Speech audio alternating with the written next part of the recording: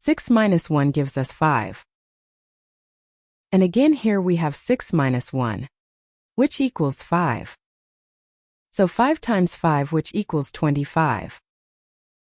But this answer is not correct, because according to the order of operations, first we have to do parenthesis, then exponents, then multiplication and division, and finally addition and subtraction. And for multiplication and division, we move from left to right, not whichever comes first in the question. And the same applies to addition and subtraction. In this expression we have one subtraction, one multiplication, and the one parenthesis. Inside this parenthesis we have one subtraction.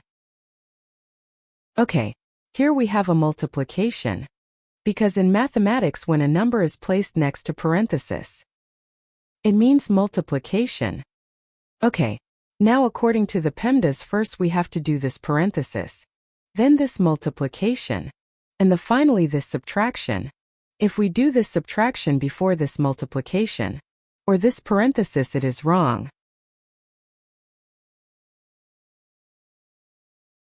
So first we have to do this parenthesis. Inside this parenthesis we have 6 minus 1, which equals 5.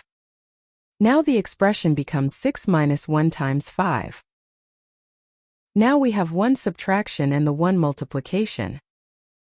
According to the PEMDAS, multiplication comes before subtraction. So now first we have to do this multiplication. 1 times 5 is just 5. And the 6 minus 5 gives us 1. And this is our final answer to this problem. Comment if you got it.